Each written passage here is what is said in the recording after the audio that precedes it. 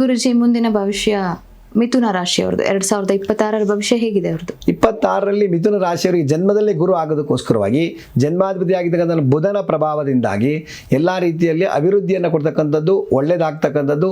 ಹಾಗೆ ಯಾವುದೇ ಒಂದು ಕೆಲಸವನ್ನು ಮಾಡಬೇಕಾದ್ರೆ ಅಲ್ಲಿ ಯಾವುದೇ ಅಡೆತಡೆ ಇಲ್ಲದೆ ಅವರ ಸ್ನೇಹಿತರಿಂದಾಗಿ ಅವರಿಗೆ ಯಾವುದೋ ಒಂದು ಸಹಕಾರ ಸಿಗ್ತಕ್ಕಂಥ ರೀತಿಯಲ್ಲಿ ಆಗ್ತಕ್ಕಂಥದ್ದಾಗತ್ತೆ. ಅದಕ್ಕೋಸ್ಕರವಾಗಿ ಅವರು ಯಾರ್ಯಾರು ಮಿಥುನ ರಾಶಿಯ ಜನನಾಗಿದ್ದಾರೋ ಸ್ವಲ್ಪ ವಿಚಾರ ಮಾಡಿಕೊಂಡು ಅರ್ಧ ಮನಸ್ಸಿಂದ ಯಾವುದೇ ಹೋಗದೆ ಸಂಪೂರ್ಣವಾಗಿರ್ತಕ್ಕಂಥ ಮನಸ್ಸಿಂದ ಹೋದಾಗ ಖಂಡಿತವಾಗಿ ಒಳ್ಳೆಯದಾಗ್ತಕ್ಕಂಥ ರೀತಿಯಲ್ಲಿ ಆಗತ್ತೆ ಅಂತ ಹೇಳ್ಬೋದು.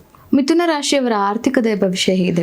ಆರ್ಥಿಕತೆ ಅಂದರೆ ಜನ್ಮಕಾಲದಲ್ಲಿ ಇರ್ತಕ್ಕಂಥ ಅಥವಾ ಈ ಒಂದು ಸಂದರ್ಭದಲ್ಲಿ ನೋಡಬೇಕು ಅಂತಂದರೆ ಗುರು ಜನ್ಮದಲ್ಲಿ ಇರೋದಕ್ಕೋಸ್ಕರವಾಗಿ ಹಾಗೆ ಜನ್ಮಕಾಲದಕ್ಕಂಥ ಫಲಾಫಲಗಳನ್ನು ನೋಡ್ಕೊಂಡು ಹೋದರೆ ಆರ್ಥಿಕವಾಗಿ ಅವರಿಗೆ ಒಂದು ರೀತಿಯಲ್ಲಿ ಸಂಕಷ್ಟ ಬರ್ತಕ್ಕಂಥದ್ದು. ಯಾಕೆಂದರೆ ಕಂಟಕ ಶನಿ ಅಂತ ಹೇಳ್ತಕ್ಕಂಥ ಇರುವ ಕಾರಣದಿಂದಾಗಿ ಯೋಚನೆ ಮಾಡ್ಕೊಂಡು ಹೋಗೋದ್ರಿಂದ ಕುಟುಂಬದಲ್ಲಿರ್ತಕ್ಕಂಥ ಯಾವುದೋ ಒಂದು ಆರ್ಥಿಕತೆಯಲ್ಲಿ ಯಾವುದೋ ಒಂದು ಹೊಸ ಕೆಲಸದಲ್ಲಿ ಅಭಿವೃದ್ಧಿಯನ್ನು ಯಾವುದೋ ಗೊತ್ತಿಲ್ಲದೆ ಇರತಕ್ಕಂಥ ಅಮೌಂಟ್ ಯಾವುದೋ ಒಂದು ಹಣಕಾಸುಗಳು ವಾಪಸ್ ಬರ್ತಕ್ಕಂಥ ಸಂದರ್ಭಗಳು ಜಾಸ್ತಿ ಇರ್ತದೆ. ಅದಕ್ಕೋಸ್ಕರವಾಗಿ ಯಾವುದೋ ಹಳೇದು ಯಾವ್ದಾದ್ರು ಬಾಕಿ ಇದೆಯೋ, ಯಾವುದೋ ಇನ್ಶೂರೆನ್ಸು ಅಥವಾ ಬ್ಯಾಂಕ್ ಡಿಪಾಸಿಟೋ ಯಾವುದೋ ಇದೆ ಅಂತಂದರೆ ಅದ್ರ ಬಗ್ಗೆ ಹೋಗಿ ನೋಡಿ ವಿಚಾರ ಮಾಡಿ ಖಂಡಿತವಾಗಿ ನೀವು ಹಣ ಬರ್ತಕ್ಕಂಥದ್ದು ಯಾವ್ದಾದ್ರು ಹಳೇದು ಯಾವ್ದು ಸಾಲಗಿಲ್ಲ ಕೊಟ್ಟಿದ್ರೆ ಅದು ಕೂಡ ಬರ್ತಕ್ಕಂಥ ಸಂದರ್ಭಗಳು ಇರ್ತದೆ ಅಂತ ಹೇಳ್ತಕ್ಕಂಥ ಹೇಳ್ಬೋದು.